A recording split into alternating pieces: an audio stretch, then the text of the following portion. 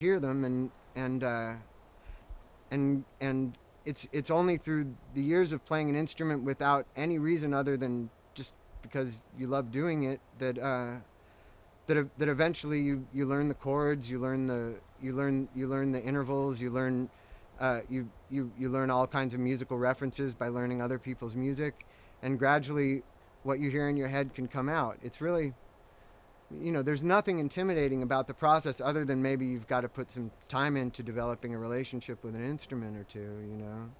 Um, I, I, I just don't think people should be so threatened with this idea of being great, because there's just the only people who have any right to say what's great or not are, I don't know, the main, like, people like Stravinsky or, or Bartok or somebody like they had certain criteria by which they judged music, but they they knew from the beginning that it was ineffable.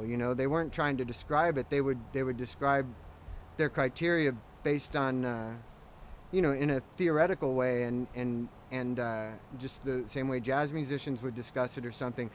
The idea that music's begun to be judged by by the feeling that a star generates in the minds of people, it's really confused the issue.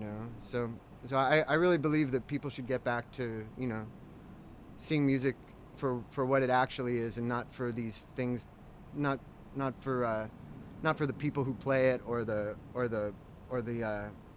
various ways in which it's sold. Um, something an interesting definition of music that I heard was that, or an interesting description of it is that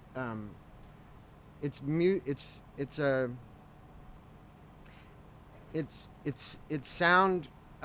It's the it's a coordinate point between sound and human intelligence. It's the meeting of those two things. Sound on its own isn't music, as much as John Cage might have loved the sound of traffic in New York, or as much as we might like the sound of birds singing.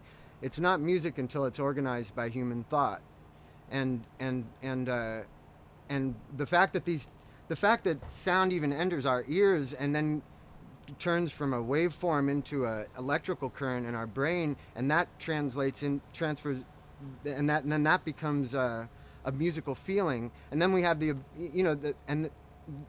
fact that music constantly is turning into from one thing into another. It's just one of those things that's just happening, and we have no idea why. It's like scientists can only explain what's happening, but they can't explain why it's happening. Yeah, so a good description of what music is, that I've heard, is that it's sound being organized by human thought or by human intelligence. Uh, the idea that as much as we might hear things that seem musical to us in traffic noise, or in the sound of birds singing, it's not actually music until it's organized by human intelligence. And the fact that sound that a sound may start as a physical motion that's hitting a string that vibrates, and then that string turns into electricity that goes through a pickup and then goes through a chord, and then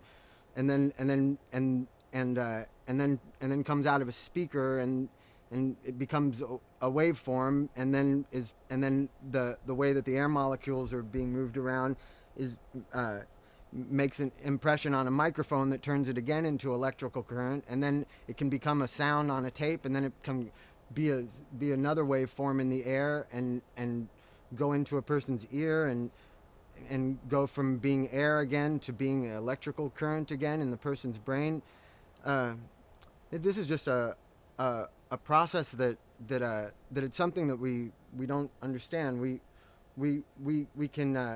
can describe it, and we can control it, but we have no idea why it's happening. Scientists can explain what is happening, and we can understand what the laws are that make that that we can understand what the laws are that are in effect when this is happening, but we don't understand why it's happening. We don't. It's pretty much like the process I just described. It's the equivalent of the idea of reincarnation, of one person becoming something else.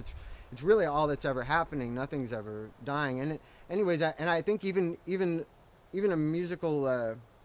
Even a song, the fact that you only hear it at that single point of right now, yet it's a series of moments, but it never occurs any other time than right now. Each moment in a song is sort of dying and becoming something else as the whole thing's going along. It's basically just that idea of reincarnation, just moving through the course of a 4-minute song or whatever. It's one section turns into another section, and then goes back into being another section, and gradually builds and grows, and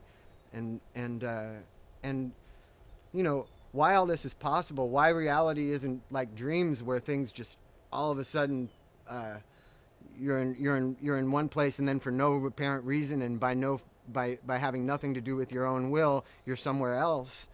The fact that reality isn't like that, also nobody can explain why it's that way. You know, it's and so to be satisfied with some sort of explanation of what's happening rather than why it's happening is just silly. And you're just people who are satisfied with those kind of explanations are just I just think that they're ignoring half of what's going on, because you know, half of it is that it's happening, half of it is that there's something that's making it happen. And I guess people, you know, sometimes things that we don't understand are scary. Death is scary because we don't understand it, and I guess we put a lot of things that we don't understand in that category because so many of us are so scared of death. But you know, it's this process that we're sort of living into, and these laws of nature that make all these, the perpetuation of reality, the fact that yesterday doesn't die, that it still remains as a thought, and what we put on the shelf the day before is still there the next day.